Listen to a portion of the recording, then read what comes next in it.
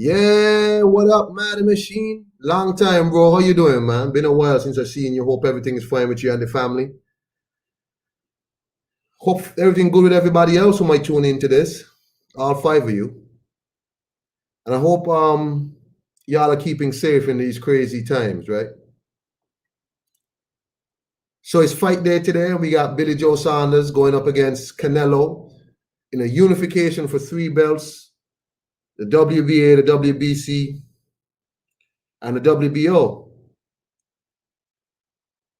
Had the weigh-ins yesterday. Everybody's looking good, trimmed up, ready to go, man. I mean, I can't lie to you, man. I have to start off by giving Eddie Hearn props. I remember when Eddie Hearn went to America the first time, it seemed like everybody was out to get Eddie Hearn. Like the all intents and purposes, we have to stop this dude from gathering any momentum in the American fight game. I remember Eddie Hearn saying in an interview, these guys might have more experience than me, more money, whatever. But what they will not do is outwork me. He's admitted he's made some mistakes. He was a bit naive about the market. I think Eddie Hearn overestimated how much money would make a difference to some of these American fighters. He didn't understand that these guys really, sorry, he overestimated how much legacy meant to American fighters. He didn't understand that a lot of these guys over in America really don't care too much about their legacies. They don't care nothing about, unifying that much, and they don't care about how their legacies will be viewed in years to come. He didn't understand, for instance, that a lot of these guys are locked into contracts that they can't get out of. Like, these guys cannot make their own fights. He didn't understand that these guys were in cahoots with people who basically would make them turn down life-changing money only to fight for less. Didn't understand that these guys were controlled by ridiculous social media groups who cheered when these guys would turn down unifications and all this because they don't want him to work with the Pilgrim Eddie Hearn. Didn't understand that. He didn't understand that he was walking into a place where boxing is not really big. These guys really just about the lifestyle and social media.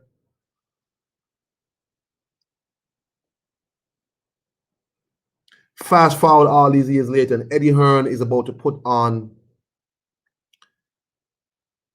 from what he said and from other people have said, I'm not sure if it's true, I don't know the history, the biggest indoor card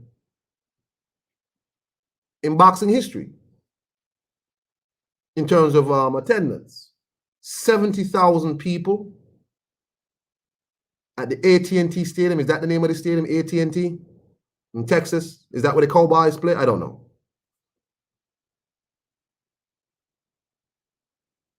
And all I can say is congratulations to Eddie Hearn, because a lot of people think it hard to give Eddie Hearn his props. Some people run around and they want to thank MTK. They think it hard to give Eddie Hearn props. Even Billy Joe Saunders didn't thank Matchroom for giving him this opportunity. He thanks MTK Global, except MTK Global couldn't even deal with the ring situation that Billy Joe Saunders had. It took Eddie Hearn to fly over from England to fix the ring situation. Remember, Eddie Hearn is not Billy Joe Saunders' manager.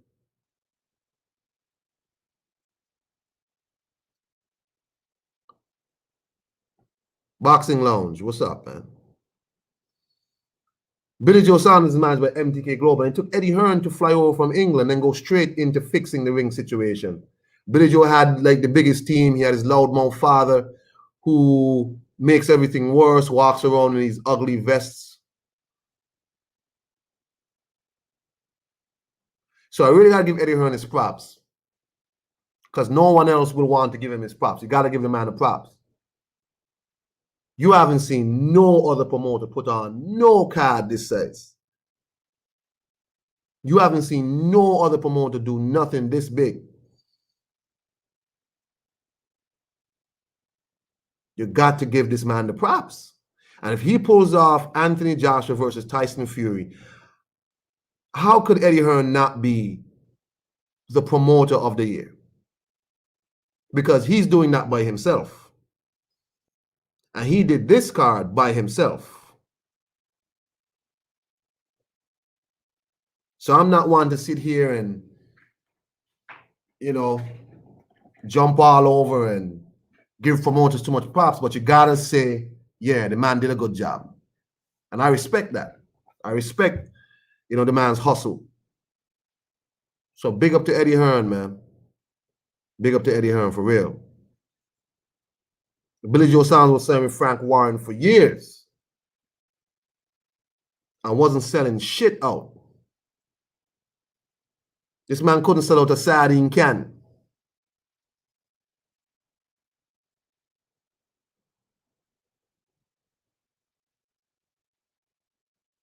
He signs with Eddie Hearn, and he has the biggest fight of his life. A historic fight. But Eddie Hearn shouldn't expect nothing from Billy Joe Saunders. Billy Joe Saunders tried to sabotage one of his very first shows in America by pissing hot. Got caught with oxylofrene.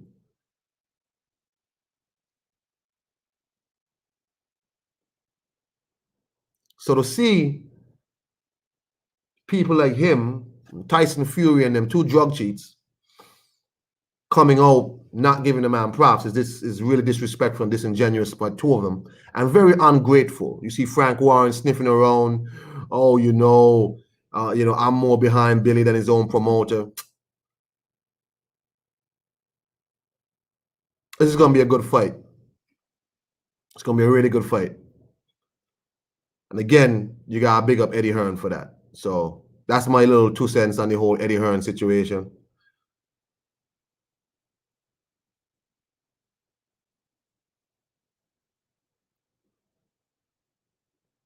Let's move on to Michael Hunter and goddamn Philip Hrgovic.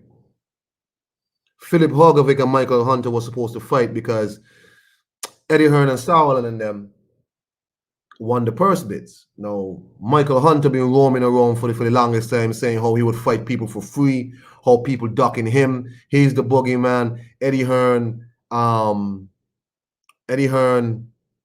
dropped him because he's a threat to Dillian White and Anthony Joshua. Yeah, all right, man. And now we find out after all this talk, Eddie Hearn and Sauerland won the purse bid.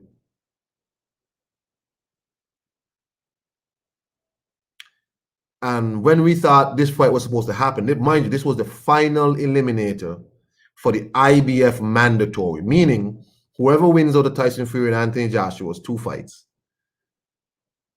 whether or not they keep that belt, this person has to fight for that belt. I mean, what else do you want? And here you have Michael Hunter, apparently.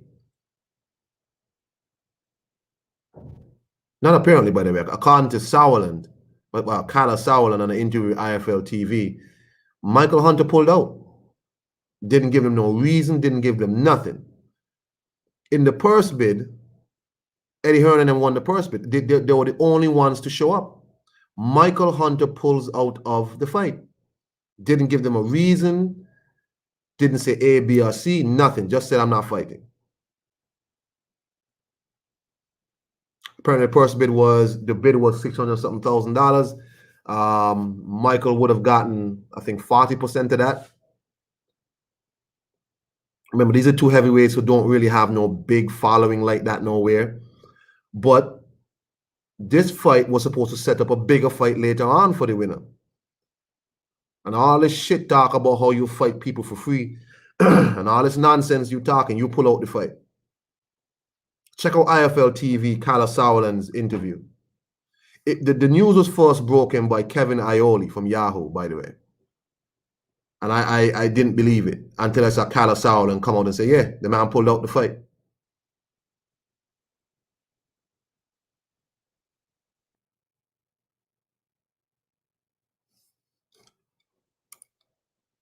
Yo, what up, boxing god? Yeah, man. I think most people have said it right. Most people say, like, if Michael Hunter is not getting some big, huge fight after this, what's up, Toby? Getting some big, huge fight after this, then it's a duck. It's a duck.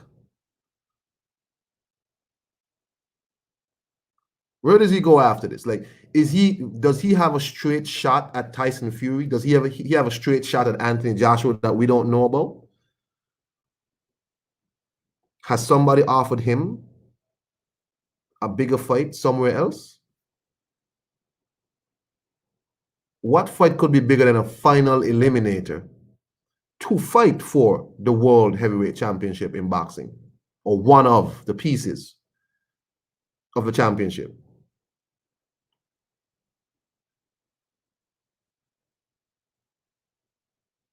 It just goes to show that some people just like to talk on social media, run the friggin' mouth. He hasn't said anything, I don't think. Remember, before that, Michael Hunter was mad because Mauricio Suleiman blew him up publicly, saying he missed a doping test. Blew him up publicly, saying he missed the doping test. He was mad about that.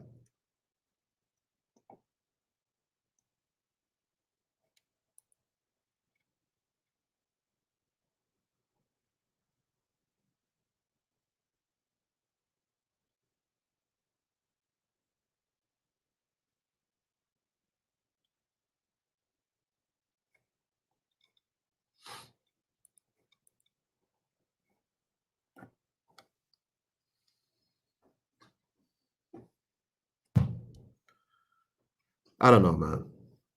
Boxing is a sport that sometimes denies you the fights you want.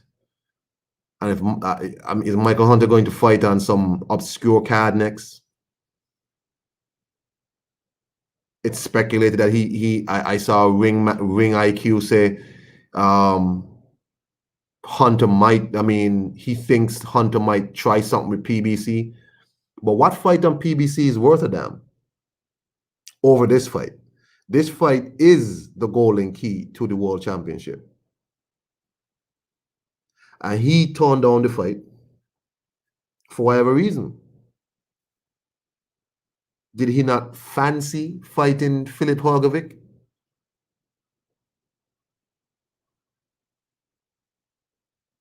Let's see the IBF rankings. Hold on. Let's see the IBF rankings.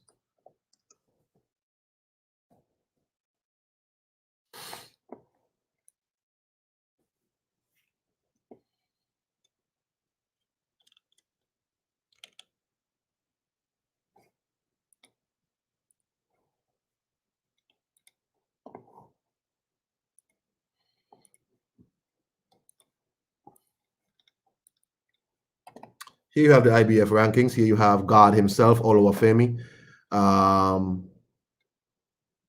And down here you have, well, I hope these are updated rankings, but they're not. So we have Usyk, who's number 2, and Charles Martin, according to Carlos Sauerland, didn't bother go through even with the purse, but he just said he's cool. He pulls out or whatever fights with Hrgovic, and he allowed them to move on.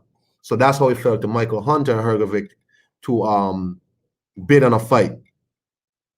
Hunter now pulls out the fight. We know Usyk is in a holding pattern, waiting for the Joshua versus Tyson Fury fight to be finalized before he signs anything with Joe Joyce, which is wise. Which is wise. I don't blame Usyk for doing that. So Usyk is in a holding pattern with the WBO. So these two are out. Charles Martin simply said he's cool. He's not fighting. He declines. Usyk is with the WBO. These two were doing a purse bid, and this guy has now pulled out. It now goes down the rankings. Who do you have next? Hrgovic, Joseph Parker. Are we possibly going to see a Hrgovic versus Joseph Parker purse bid? Or are they going to simply just make the fight straight off? This is a good fight. This is a good fight. Even before this whole situation, I thought these two should have fought. This is a good fight. I wouldn't be mad at this. So I'm hoping the IBF moves swiftly to remedy the situation so Hrgovic and Parker can come to some agreement as to what they want to do.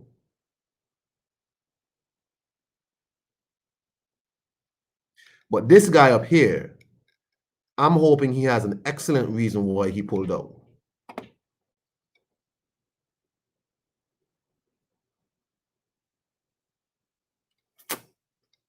Unfortunate.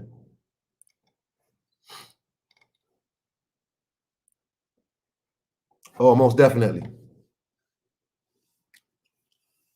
Well, I'm hoping something happens soon because that's a good fight. I wouldn't mind seeing a Joseph Parker versus Hrgovic fight. But Michael Hunter got said something. He's been busy on social media for a long time. Oh, I'll fight for free. These people ducking me, bounty, all this, all this.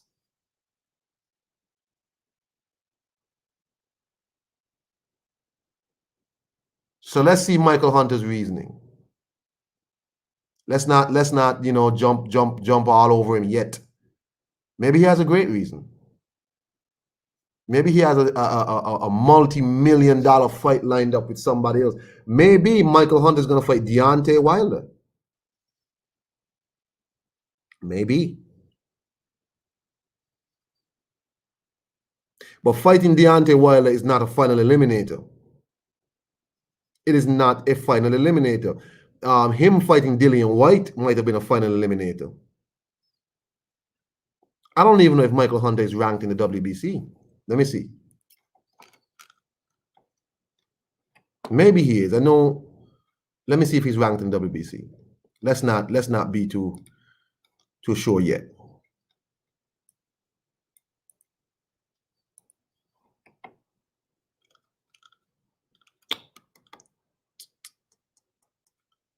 He's ranked number 7 in the WBC. So he can't fight no final eliminators for nothing. Well, it's a WBC, so who knows?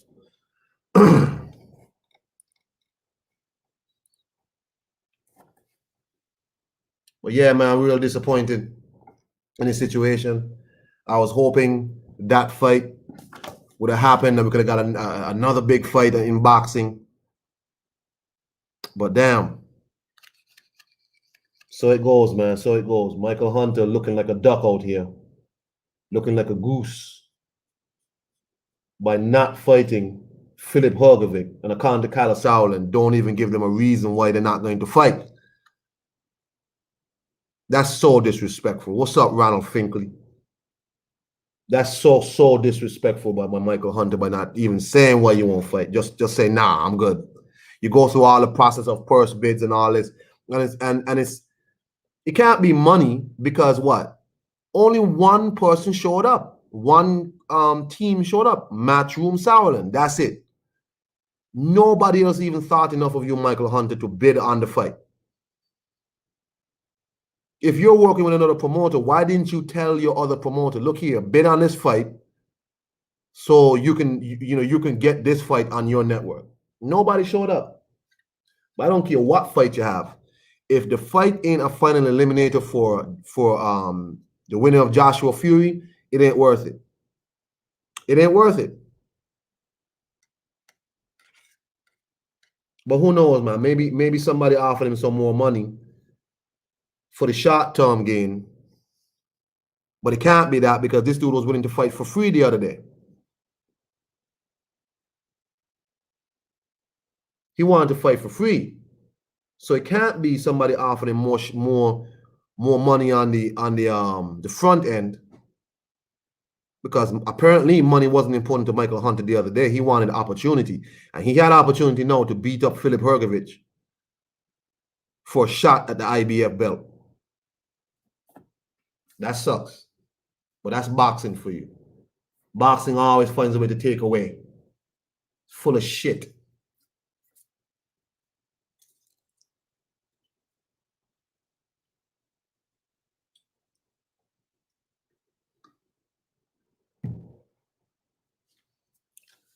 But to tell you the truth, in a weird way, I prefer the Joseph Parker fight over the Hunter fight. The Joseph Parker versus Philip Horgovich over that fight. Joseph Parker didn't look especially great against Derek Chisora, but Derek Chisora has a terrible style anyway for a lot of people. Horgovich might be something more amenable to Joseph Parker. But let's see. It would be Joseph Parker's last opportunity to win a belt. It will be his last opportunity. And we have not seen Horgovich in there with anybody worth a damn in his career yet.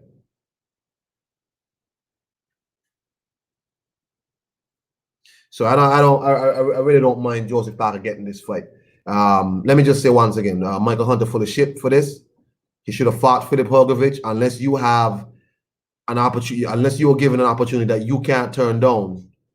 Then I don't see no good reason you turn this fight down. Was Mauricio right? Did you have some shit in your system? Did you have some shit in your system? After all that shit you were talking about, how Eddie Hearn them drop you because you're a threat and you're this and you're that. Eddie Hearn once again bids on your fight to bring you back into the fold, to give you an opportunity, and you turn it down. All right, man. I see. So let's wait to hear from goddamn Michael Hunter. Sorry, the brain just kind of conk out just now. Sup, Santos? Hey, if anybody want to get on with me, sorry about that, man. I didn't mean to not drop. I thought I dropped the link already. My bad, man. Sorry to everybody.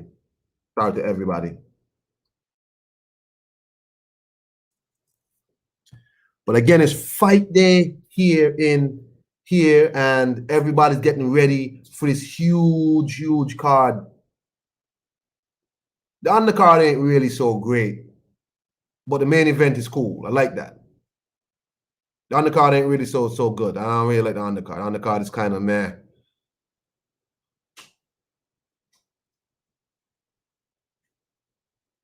Oh, who's that?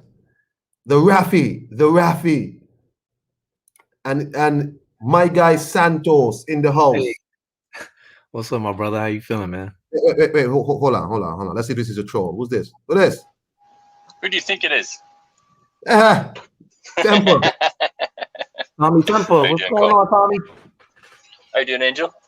I'm good, brother. Santos, how long you been on? How much did you hear? I thought you started talking about Michael Hunter or whatnot.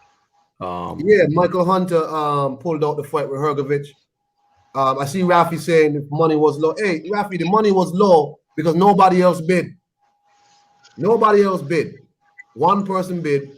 And you know what? Sometimes you take a little. He was willing to fight for free the other day. If the money was low, that's cool. But then you still fight for the opportunity to fight for the bigger purse in the end. Isn't that what we always say? You take a short money now to get the big money in the next fight. He ain't been doing shit lately. So low money better than no money. Right. Well, I know I just saw a Ring IQ video, and I think he has a theory of or speculation that he's in bed with the PBC. Apparently, he's Yeah. So I don't know if that all that true. I mean, I could I don't know. You know what I mean? But I mean, if it is, it would kind of make sense why they would have him pull out the fight. I mean, it's unfortunate, man, because that would have been a great fight, and I thought Michael Hunter would have beat Hrgovic. Even though Hrgovic is the bigger man. I just think Michael Hunter would have beat him easily. I think, and he probably would have knocked him out, in my opinion. You go. See, Tempo. Any comment on this debacle? Do you know what? It kind of reminds me in a way of the way that Ortiz did that whole sideshow thing with Joshua. Do you remember with the money? It was like a distraction. It's like we're going to dangle this, but if we don't get what we want, forget about it. Right. Yeah, So we want PBC wants sort of absolute control. Well, I'm overselling the point, but you understand what I'm saying. Yeah. But the question is, how much does Michael Hunter think he's worth with Philip Hrgovic? These are two fighters who nobody really knows. Like, these are two guys. Michael Hunter's best performance was at heavyweight in a draw against Povetkin. Right? Hrgovic hasn't fought nobody. So what was their best purses? Huh? What was their best purses? Man, I don't even know. I don't even know. But I mean, how much would Hrgovic get for fighting people like Rydell Booker and these people? And I mean, I don't even know. But but also Hunter is a free agent. Like, nobody has no allegiance to him. So it's a purse bid. Michael Hunter could have gotten other people if he wanted more to come in and bid for his fight. No, everybody knew when the purse bid was. Only one team showed up. Have we got a reason why he's declined the fight? I don't know. No, I don't think he said any reason at all. It's very peculiar, you know. One can only speculate. According to Sowell on an IFL, the man didn't even give a reason. Because the thing is, he said they were trying to work out the deal before. Okay, the deal couldn't be reached. Let's go to purse bid. Let's see, because purse bids are what the fight is truly worth, right? Yeah. You will know how much you're worth in a purse bid. It could backfire on you. It could backfire because you go to purse bid and nobody shows up, and somebody shows up and bids some low paltry figure. They win the fight. You choose to not take the fight, you lose your opportunity, right? So whether or not the money is low, Rafi says, let Parker come in and take that low money.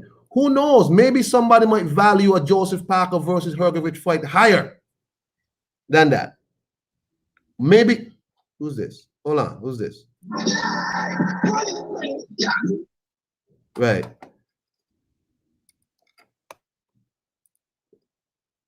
Whoever that is, get off my channel, bro. So what I'm saying is, purse bids are where you know your value.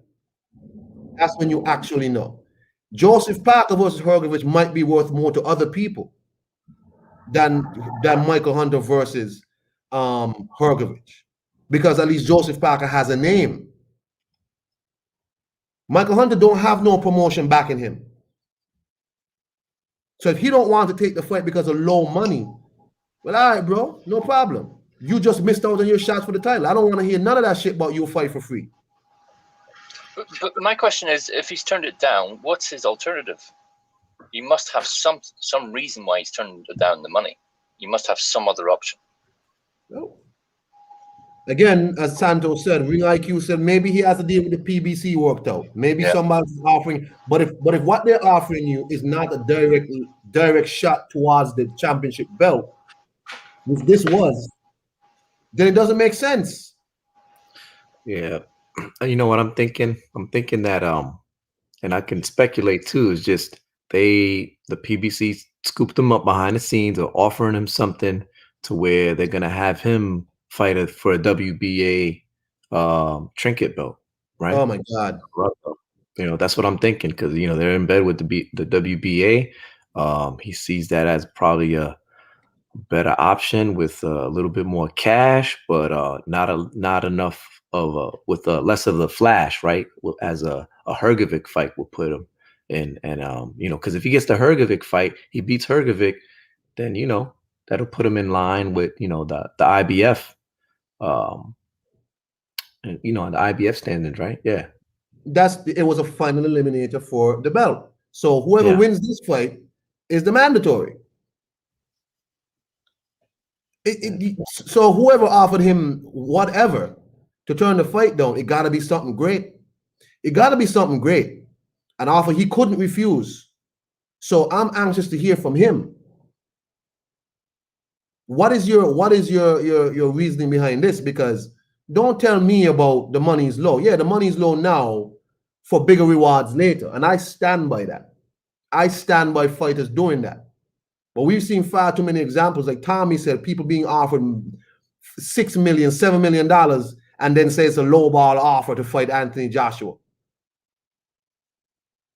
Right? So we've seen these sort of nonsense before where people say, oh, the money's too low. But what you doing on the back end? Nothing. Adam Kawanaki turned down the money to get knocked out by Robert Hellenius. So, I mean, let's hope he has a better reasoning, but I don't see it. You do all this talk about bounty and I'll fight for free and people ducking me. Eddie Hearn dropped me because I'm a threat.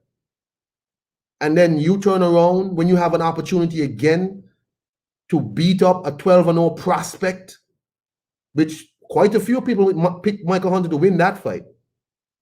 And then on the back end, if you win that fight, you're going to be a multi-millionaire. So let's hope he has a good reason, because I don't buy the money excuse. Rafi is in the house. Raphael Dawkins. Good day, sir. Is this Rafi or a troll?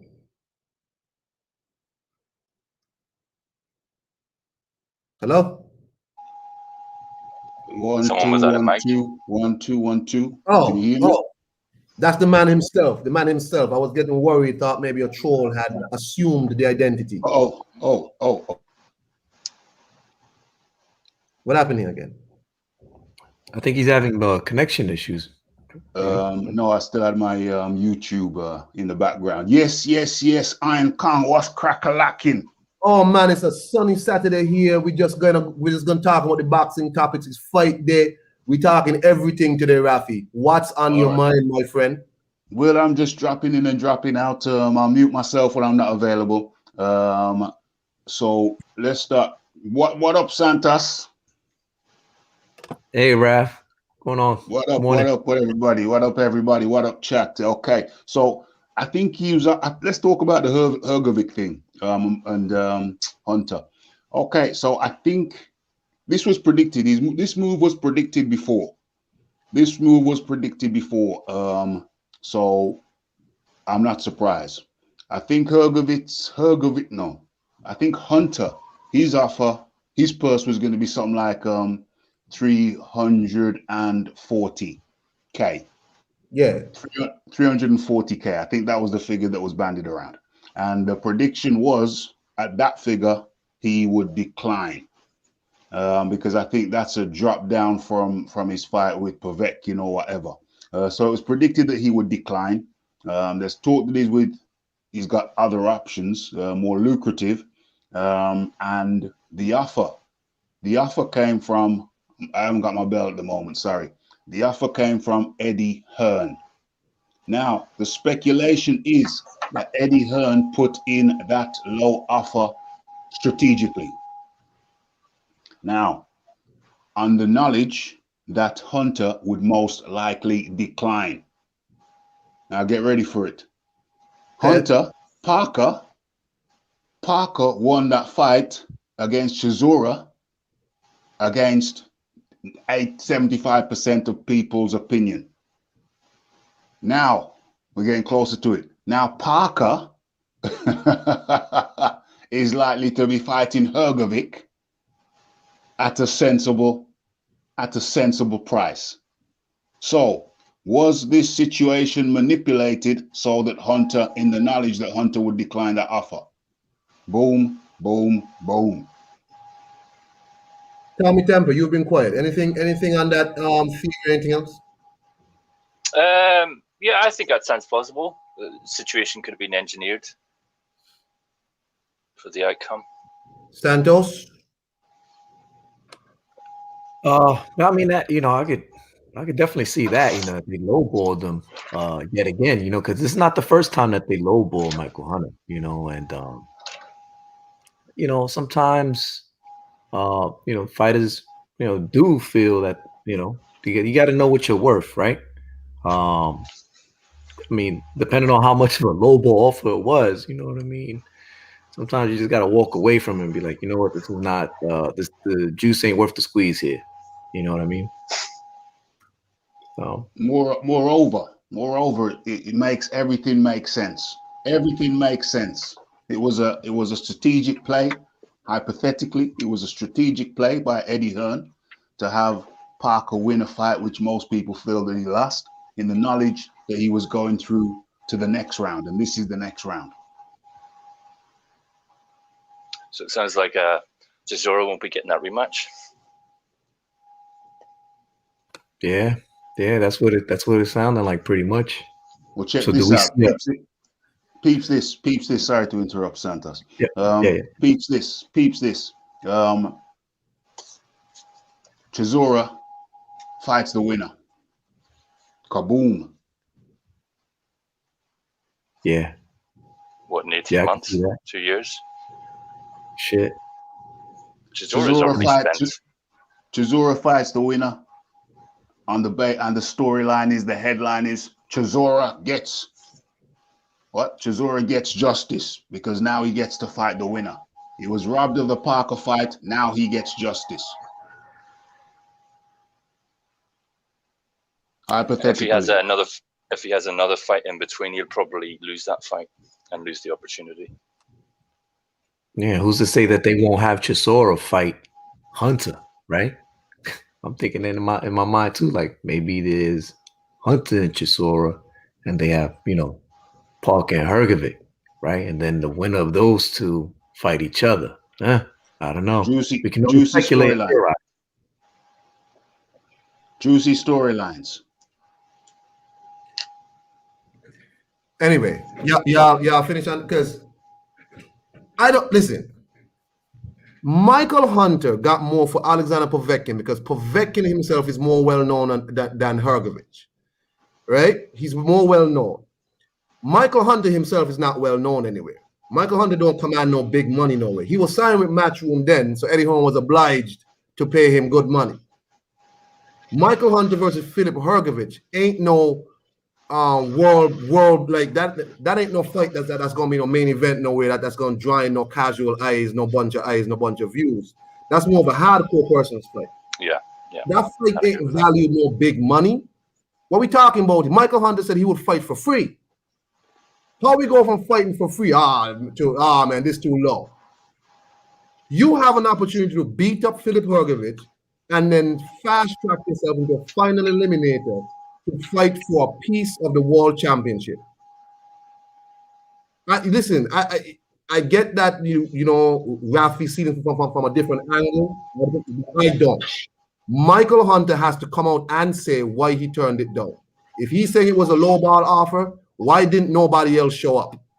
If the offer was so low and Michael Hunter is valued so much, other people surely should have showed up to the purse bid. It was a public purse bid. It wasn't private. Nobody else showed up. It's like with what's his name? What's his name with the IBF? Kid Galahad. Only PBC showed up to bid, and they won that for like $100,000. Nobody else showed up. Purse bids are where you know your actual value. Unless Michael Hunter can say Eddie Hearn did like what Top Rank tried to do, where they tried to rig a bid to keep away other people, then Michael Hunter's worth right now is that. Purse bids can backfire on people. If you can't come to a deal early and you say go to a purse bids can backfire. I don't think Michael Hunter and no Filip Hrgovic is no big fight that needs multi-millions of dollars. Not yet, anyway. So if he has another opportunity someplace else, he needs to say. But in my opinion, if he turned down this fight because he says it was a low bar, where he should have negotiated before the purse bid for a higher purse, or get his backers or whoever to bid for the fight so he can get more money. I don't buy it. That's me. Who the hell is this? Jamie Bubba YTBC? I don't know who this is. That's just me. I don't buy a grand conspiracy to somehow keep down Michael Hunter. It was a public purse bid. No one else showed up. And that was the bid. Low, maybe. But no one else even thought enough of both of them to even show up and say, you know what? I can beat this bid. Not even Triller showed up and wasted money on this fight. This ain't no main event fight that's going to draw no big crowds. Michael Hunter ducked this fight if he don't have a bigger option next. That's my opinion. I think I'm about to at Michael Hunter on Twitter. You know, he has to say, look, I got a better opportunity someplace else, and that's cool. That's cool. All right, cool, man, no problem. But if your ultimate goal was that you wanted to be a champion and you have a chance to fight for a final eliminator, something Dillian White never got. Or maybe the Povetkin fight, but whatever it was. Dillian White had to wait years for that. And you get a chance to fight for a final eliminator? And you say no. All right, just like how I gave Dillian White a lot of ish, or people gave Dillian White a lot of slack for not fighting Pulev for the IBF final eliminator. He should get it. He has to say what his better options were.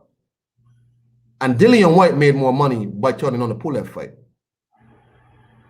But people still gave him a lot of flack for that. So really, he has to say he had a better opportunity than what was offered to him. That's just my opinion. I don't believe in no grand conspiracy. That's just me. I'm going with the grand conspiracy, but time will tell. Yeah. I started off earlier, by the way, by giving Eddie Hearn his props.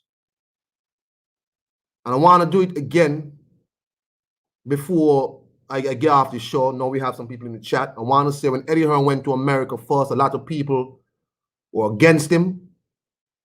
And I don't know nothing about Eddie Hearn because I'm not an Englishman. But all I know is that man stood the test of time over in America. A lot of people were hell-bent on seeing this dude fail. I remember Eddie Hearn saying, they will not outwork me. And he did outwork these people. Your camera's on, Rafi. Rafi's brushing his teeth. He can't hear us.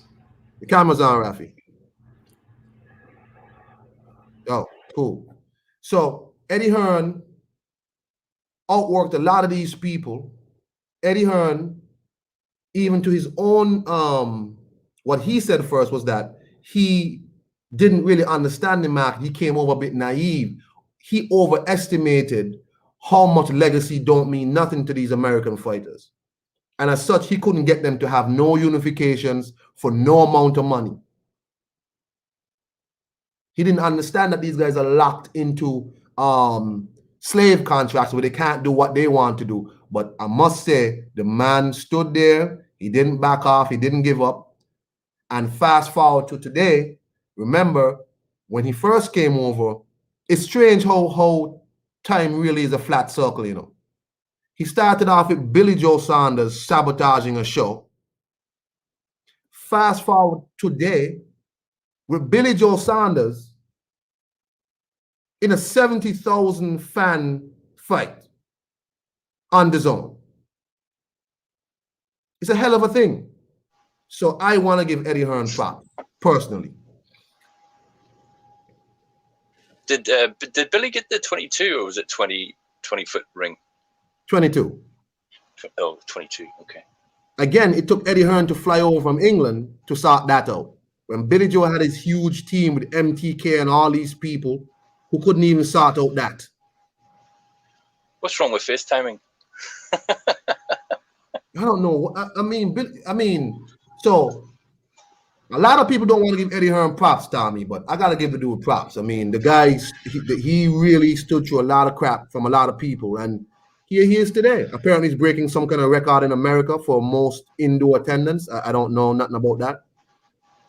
And how is he managing to do that if with the pandemic? Hey, Texas. Texas. Different rules. Oh, Texas really? don't have a stricter rules apparently. So 70,000 people in an arena, one big COVID stew. Vaccines on the way out. I'm telling you, it should be vaccines on the way in. One big super sprinkle with COVID. That's crazy. Santos. Yes, Santos. sir. Yes, Oh. sir. So I was saying, in terms of flat circle, Eddie Hearn started off in America with Billy Joe Saunders sabotaging his show, getting caught for peds. And now here he is, 70,000 fans attending a Billy Joe Saunders fight. You see how time works, how things work? Yeah, man. I mean, oh, sorry. it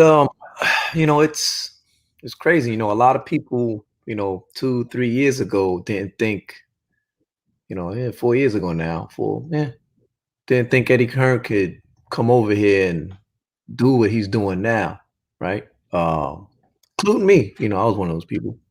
But over time, he's proved us wrong, right? He's proved the doubters, the haters wrong time and time again. And it just goes to show, man, you keep chipping away, you keep doing what you gotta do, working hard, the dedication. It doesn't go unnoticed, man. Eddie Hearn is, whether you like him or not, man, he's the hardest working promoter in boxing, period. No ifs, ands, or buts about it, man. And I'm not trying to, what was one of those boxers say? Boxers say, I'm not, he was like, hey, I'm not trying to, it was some Irish guy. He's like, I'm not trying to suck his ass or anything, but damn it, you got to give it up to him or some shit like that, right? I'm like, yo, yeah, man. So, I mean, there you go, man. A couple years ago when Eddie did his first, because I was there at the first US show he did, right? In I think it was the arena over there in Long Island. And Eddie walked by, and I didn't even know how tall this guy was. You know what I mean? Eddie's a big freaking man. He's like 6'5" or 6'6" or something like that. I was like, big old freaking docile looking. I was like, yo, Eddie, what's up with your shoes, man? It's like, damn, all this money, you got them ashy ass shoes, penny loafers. Come on, dude, them wingtips is looking bad. But look, man, hey, he's doing it up, man. He's a sharp dude. He had the struggle shoes when I saw him that show. But hey, and that was only a crowd of what? Literally, there was like nobody in the building like that. There was maybe like 500 people there, if that. And now look at him now, man. Look at him now. It's crazy. Crazy. Rafi, what has been your opinion leading up to now? 70,000 fans for Eddie Hearn show in America. What do you remember about Eddie Hearn going to America to now? Hey, things turn around. Eddie was getting some heavy artillery fire. He was coming under some heavy shelling. He ain't this, he ain't that, he ain't ish. He won't amount to nothing. He's no good. He's a dasser. He's a bomb. And looky here now. Looky here now. He's got the biggest show. Everybody's talking about it. It's going to be massive. Everybody wants to see the outcome. It's a fight I wanted to see for a long time. So, the tables have turned. They were saying he don't know the American market. He don't know, he hasn't got the right contacts. Listen, sometimes you have to pave your own way. You have to carve your own path. And along that path, you're going to pick up the contacts that you need that are more suitable for your business model. And that's exactly what he's doing now. Look how they slated him when they said, Canelo's getting rid of Eddie. Canelo's getting rid of Dan's. Canelo's getting rid of Matchroom. Well, Matchroom isn't in it. It's Hearn and well, they are. So, and look now, the tables have turned. The tables have turned. And it's a good thing to see. It's beautiful. Tommy, your opinions of Eddie going from the UK first off to now? He's pioneered the way, because if you go back, I don't know, 20, 30 years, America was the top of the map when it comes to boxing, and their grips slowly started slipping, but the infrastructure was still there, but that started decaying. So what Eddie's done is effectively gone over to another market, and he's and he's revived it, in my opinion.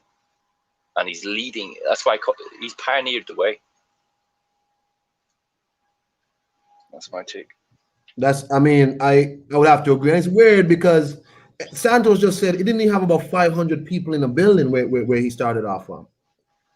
And I just remember personally when Eddie first came over there, I kept wondering why people so against this dude. Like, what is it about Eddie Hearn y'all don't like? It can't be because he's white, because you have white people doing promotions in America all the time. That's not American. Not American. Not American. He's a foreigner. Oh, so he comes over there, and I just always remember Eddie Hearn saying these guys might be smarter than me, they might have more money or whatever, but they will not outwork me. And it just kind of shows when you work and you consistently put out quality and you handle your business in a correct manner, people will notice you. So Canelo Alvarez was in whatever dust up with Golden Boy and the Zone. He comes straight back to the Zone and with Eddie Hearn, and has said he plans to keep working with Eddie Hearn. And it's just that he's happy. It's just interesting. You know what else is interesting? Canelo Alvarez can be happy with Eddie Hearn, but Billy Joe Saunders, who hasn't accomplished shit, can't be happy with Eddie Hearn. It's just really weird. Billy Joe Saunders is over in America making a fool out of himself. Only comes out of his, was it on Rafi's show? I heard somebody say this. When the person said Billy Joe Saunders didn't leave his room until Tyson Fury came. He's like, Tyson Fury is his Energizer bunny, put the battery in his back. Is that your show? Yeah, that's exactly what it is. That's exactly it was over. He was over there. It was over there. Yeah, when Tyson Fury came out, and all of a sudden, yeah, it's all good now. But that's the point that I was making. The biggest name in boxing, allegedly, the two biggest names in boxing are with Eddie Hearn, and now the US contingent, they've gone quiet. Unfortunate, because these people did not want his man. It's really unfortunate. It's really unfortunate. I just wanted to do that part just to say, we gotta give people the props. The man did good work. The man came over to America under a lot of scrutiny, and here he is today. The man is between the biggest fight happening in America in the last year, maybe. Imagine that. It's in a long time. It's a long time. It's a record-breaking fight. If they get the 75, or the 70K, it's the biggest indoor fight for some considerable time. 75K, 70K, 75K.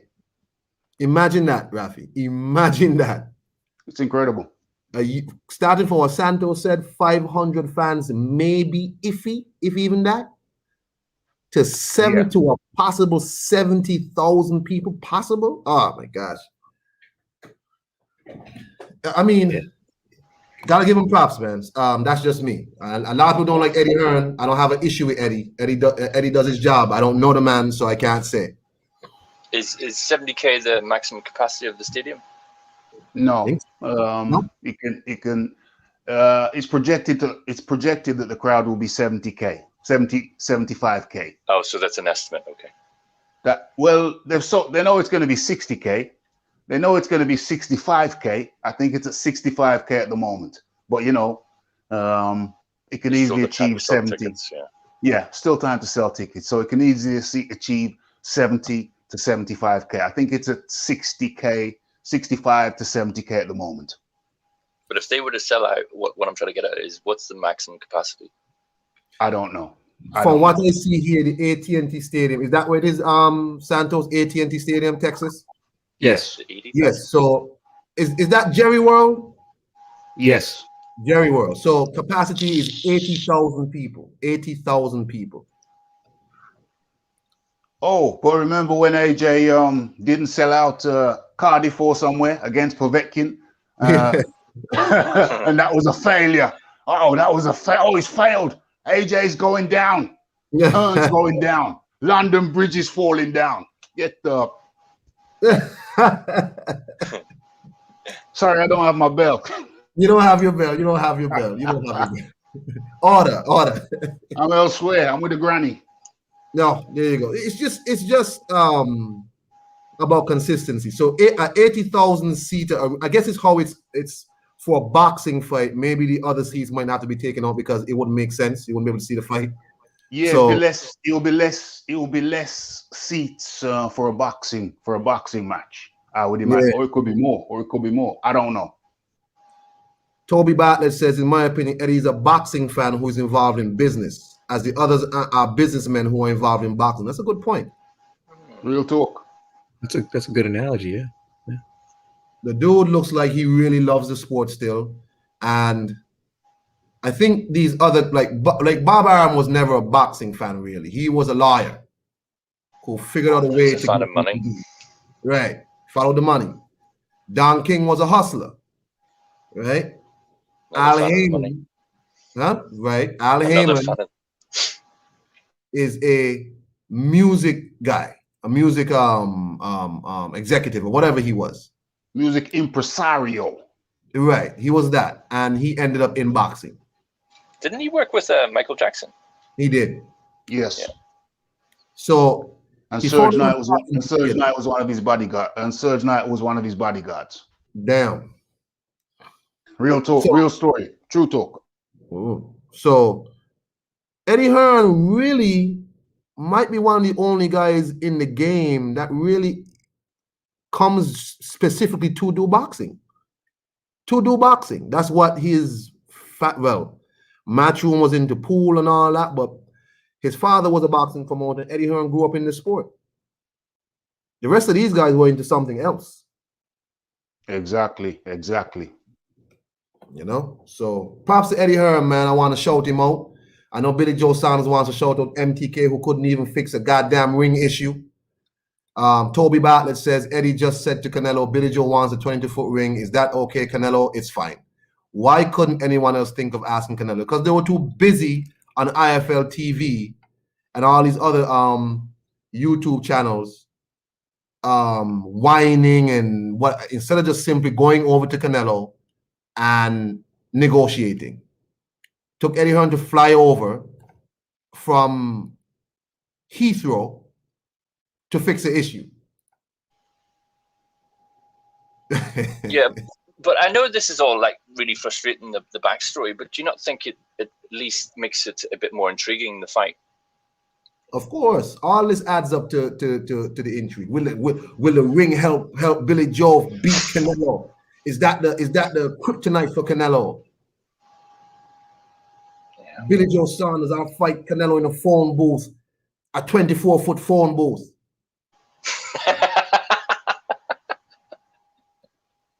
In a football field.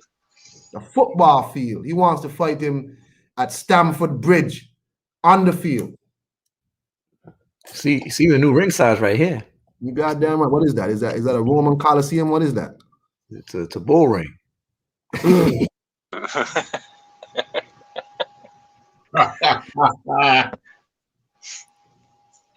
Next topic that I want to address, Eddie.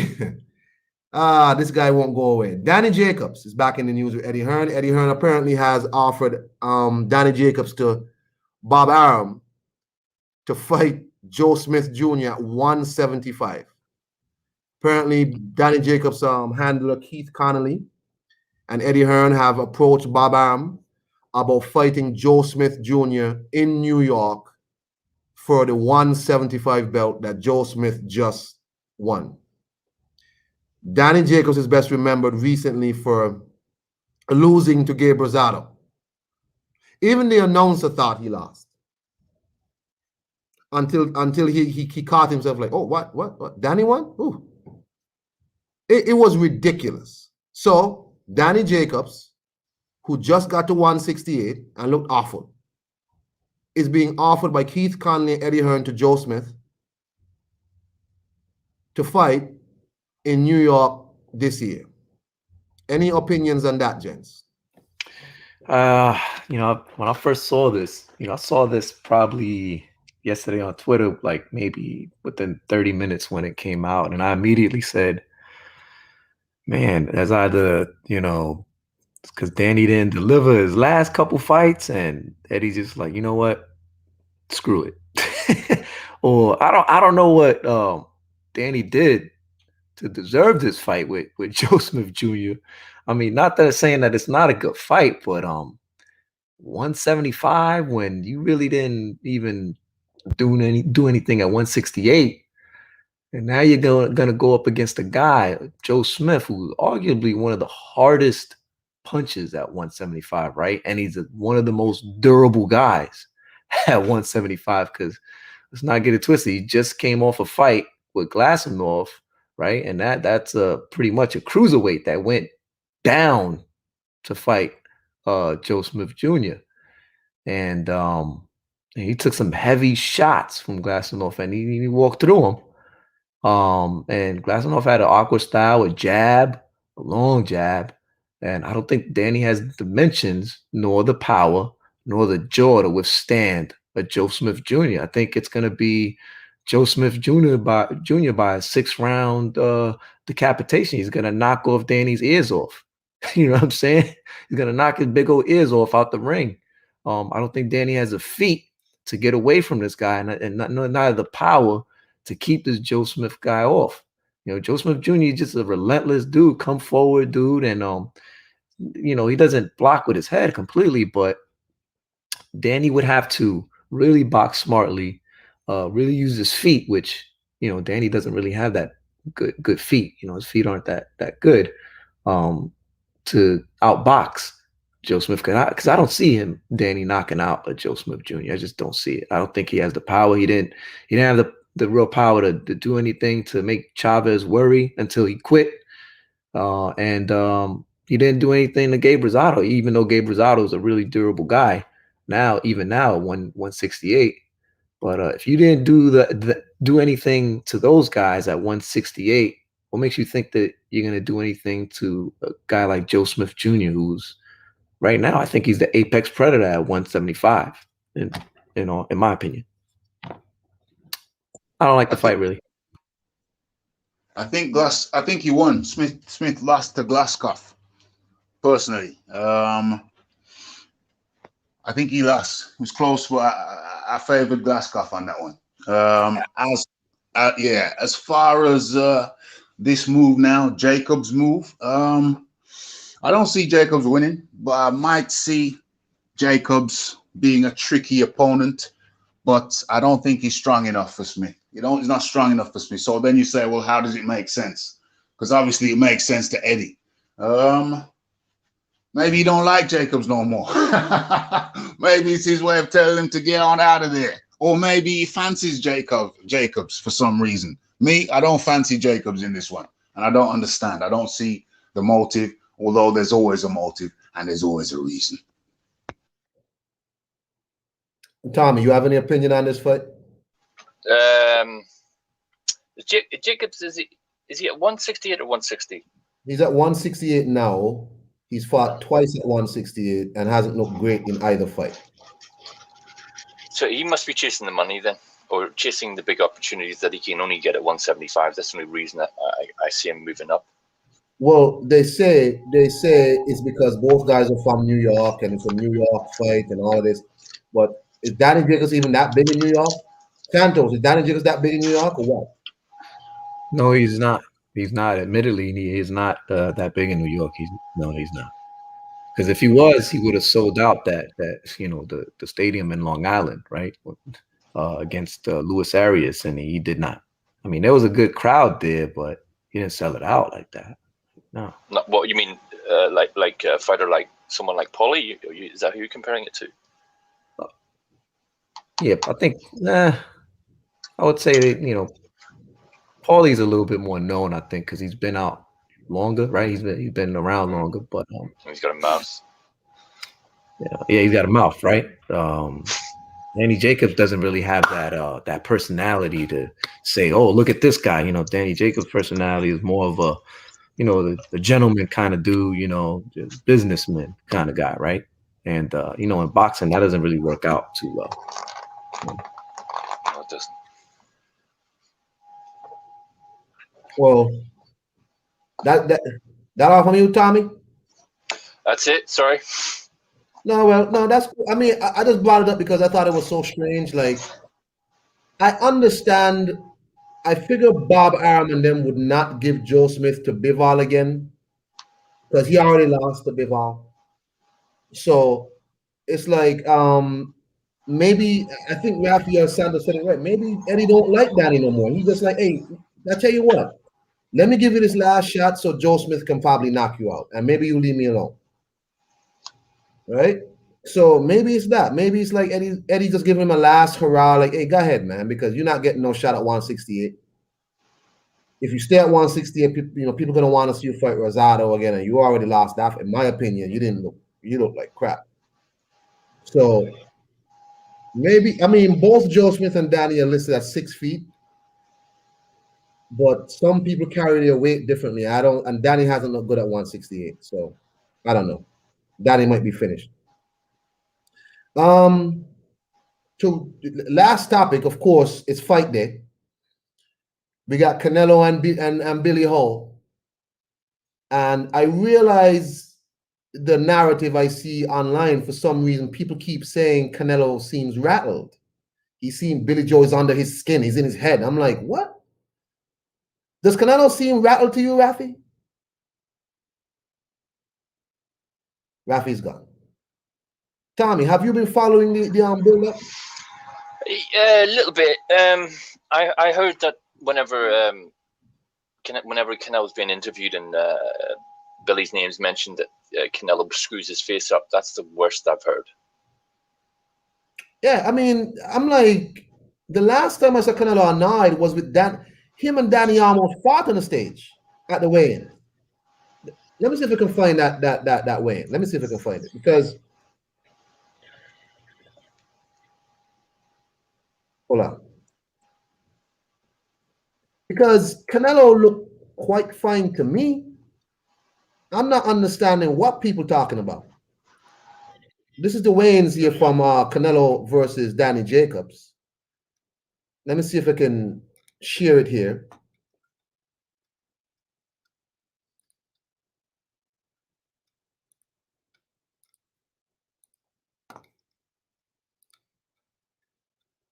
Let me get to the part that people want to see, not all this nonsense.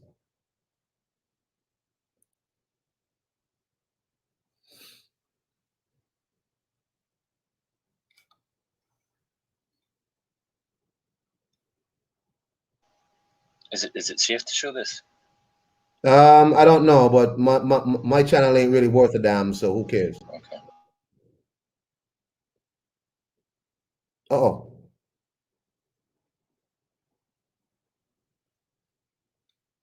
So that was the last time I saw Canelo being annoyed on for a fight. Billy Joe Saunders, it's like the man just basically ignores Billy. Like, it's like, man, get out of here. Toby said it right. He's irritated by Billy, not rattled. It's like, what people talking about? These people keep making up stories like, yeah, Billy Joe gonna do this. Bro, just stop. Tommy, who you got tonight? I think the obvious one is Canelo, right? But the thing is, if you're fighting a favorite fighter in his hometown, you're basically starting at a 2 or 3 point deficit because of the judges and all that home cooking shite. So I got Canelo, either more than likely on points, maybe a TKO, maybe. It all depends on Billy's legs. Rafi Dawkins, you there? Or Rafi's still gone? Rafi probably still gone, but I'm not going to prolong this stream. I want to thank y'all for coming on. Uno momento. Oh, there's that. I don't think Canelo is rattled. Slightly irritated, and he said, "You're going to get it now. You're going to get it now." So he's just maybe 1% more focused than he was already. But say whatever you want to say about Canelo. Say whatever you want to say about him. The man is thorough. His team is thorough. and they will have researched this cat thoroughly. He's a southpaw, which Canelo reputedly doesn't like. So I'm saying they have been thorough, and they will be thorough tonight. Who do I think is going to win? How it's going to happen? I'm going with Canelo Alvarez. Canelo Alvarez. By unanimous decision. That's what my bet's going to be. And thanks for reminding me. I need to put that bet down. Well, not that bet. I need to bet on Billy Joe, just in case. Yeah, I want to bet on Billy Joe by decision, which is impossible. But I'm going to put a little cheeky $5 down on him. But who I think is going to win is Canelo Alvarez.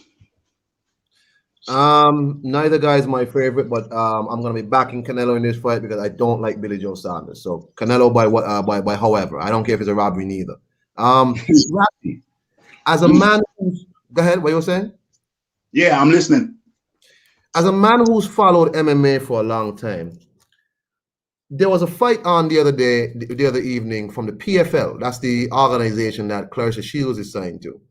It was for Fabricio Verdum versus another fella. I forgot his name right now. Okay. Fabricio got pounded out, hammer fist, referee stoppage, right? Wow. However, before that, there was a controversy. And I want you to tell me, because it said that the gentleman tapped when Fabricio had him in a submission. Okay. The guy tapped, and the ref didn't see it. And the guy acted like he didn't tap. And then he ended up stopping Fabricio. I want you to watch it and tell me what you think. Hold on. Okay. I'm not gonna play any song. They're probably gonna snatch down this, but that's okay. I don't care. Maybe play it in 3/4 speed. Well, I'm playing it from Twitter, so I don't even know if it's okay. No problems. Yeah. Whatever. Let's go. Yeah. So this is the stoppage of the fight. Yeah.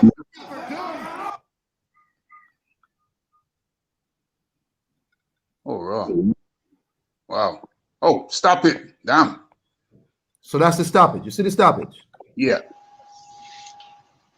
He was out. He was out. Here's just before that. Yeah, I see him like a tap.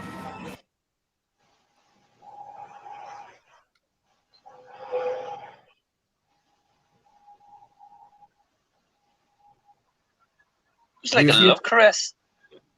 Rafi, let's go back. Do you see a tap from this is Fabrizio? This is the guy. Yeah. This is his hand. This is his hand. That's a tap. That's a tap. That's a tap. Let's go back.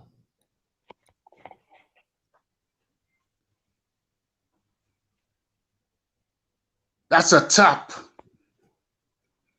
That is a tap.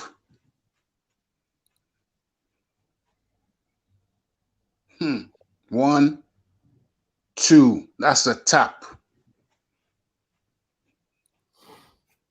That's a tap.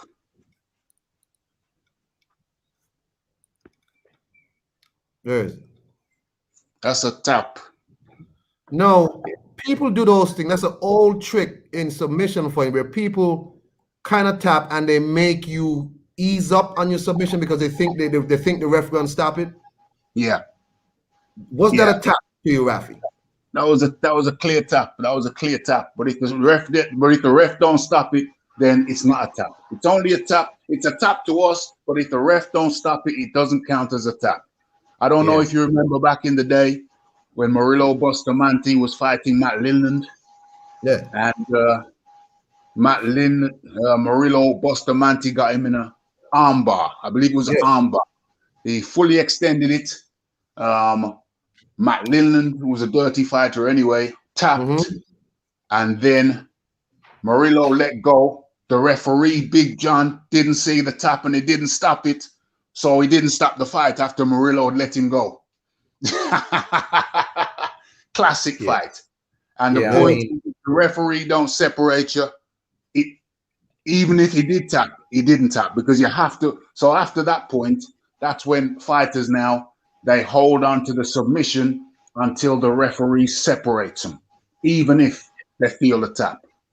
Yes, correct. Yeah, because I remember when I used to practice MMA way back, 12, 13 years ago, I was told you don't let go of the submission until the referee pulls you off. No matter what, no matter if your opponent's tapping, you don't you don't pull off. Unless the referee physically goes in there and like, hey, get off of him. You got to verbally and physically get in there and take you off of him. You don't let up. That's right. And it's kind of awkward. It makes it awkward for the conscientious submission guy, because there's some holds where you can cripple a guy. Right. If it's a leg lock, certain leg locks will tear your ligaments up. You'll be a cripple for life. And that's after you've had expensive surgery. So that's where it gets sketchy, because if you're conscientious, you're going to want to let go. And people have let go, and the ref, to save the man's life, career, and the referee hasn't seen it, you could lose. And then that's why you have a man like Frank Mir. He will tear your whole arm off if the referee doesn't stop him. He was the one who broke up Nogueira's arm in That's the right. what do you call that? What was that movie had? The Americana. It wasn't an Americana. No, I thought It he had was him in a Kimura. Kimura. Yeah. Thank Yeah. you. Thank you. Yeah. It's just disappointing because people like Fabrizio, because they've grappled so long, I guess they, as you say, when somebody taps, just let go. But Bustamante, that situation is very instructive because people are very dishonest, right? So what ends up happening is that a guy will tap to make you maybe ease up on the sub and maybe gonna let go. And by the time they realize the ref didn't stop it, they can't get back the same leverage again. There's a very interesting situation. Do I put this man to sleep, or do I depend on him to be honest? Well, it seems like you gotta put him to sleep because he almost put you to sleep or put you in a coma by them hammer fists, and then he celebrated after. Terrible. Did Fabrizio ease up? It looked like Fabrizio might have, when he felt the tap, he might have turned a little bit or whatever, and the ref didn't see it, and the guy ended up just hammering him out. Who knows? I don't know what happened. But, hey, man, it's unfortunate. Fabrizio, you got to hang it up, man. You got to know when to say, nothing. I remember you fighting him when you didn't have any striking skills, when you were just a BJJ fighter throwing ridiculous jump kicks. And I think it's time. It's time. It's time. Anyway. It's time. Every dog has his day, and you have to know when to move on. All these Pride guys are retiring. All these guys from Pride, like, you don't have the Pride FC roster that came over.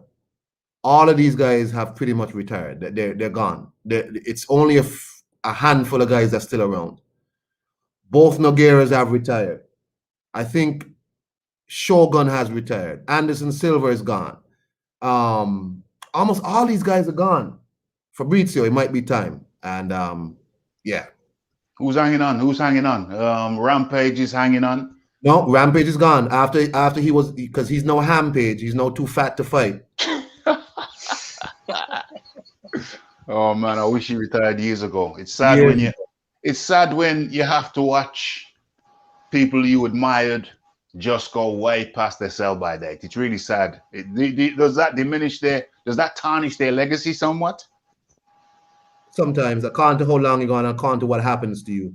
Because someone like Emelianenko, who's still in Bellator trying to get fights, he keeps getting knocked out now. And it's like, just leave, bro. Just leave. It's really okay. All these guys are gone, Rafi. I think Josh Barnett might be still around, but I think he does mostly pro wrestling now. But most of these guys are gone. That whole era is gone. And I wish him the best, but Fabrizio, bro, you gotta think about leaving and maybe just going to grappling full time, because that's your strength anyway. That's my opinion. Anything else from y'all? Rafi, last words, man? Final words is hell of a show, good show to set up for the fight tonight. which, well, it's tomorrow for us in the UK, Sunday morning. I'll probably go to sleep, set my alarm clock, wake up about 3 a.m. and that should be good. So looking forward to the fight tonight. Yeah, man, I'll wake up, watch it, and then go back to sleep. It's all Oh, good. it's not gonna be adjusted for UK time because Canelo is the A side, right? So Canelo's the A side. It might be a little bit earlier, but not much. I think the whole thing starts at 1 a.m. over here.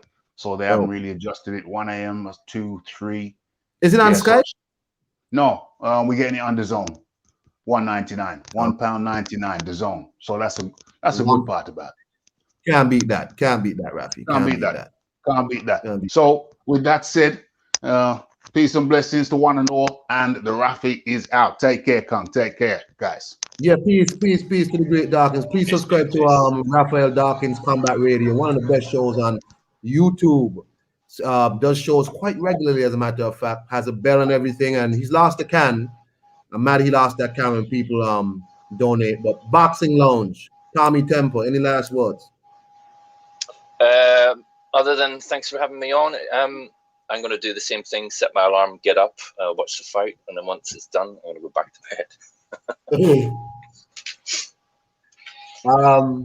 Yeah, man, thank you for coming on, Tommy. I appreciate that, man. Check out Tommy's page. He does like fights. You can see me as a video game character with abs knocking a dude to the ropes. It's wonderful. I dropped a few other videos today, actually. But anyway, peace out, guys. Cheers. Peace out, my brother. Santos. Yes. Yes, sir. Again, man, thanks for having me as always, brother. You know, UGC, we here all day supporting each other. Yo, again, man, have a good time watching these fights tonight. Don't be surprised if Canelo gets the late round stoppage, like I've been saying, and others have. And yeah, man, you know, let's not get caught up in you know, too much speculation. You know, some of these fighters, they do what they do for their own reasons. We can only speculate and theorize, and yeah, man, just talk about it. Us boxing heads, nerds, whatever you want to call it, we're gonna be on it, talking about it.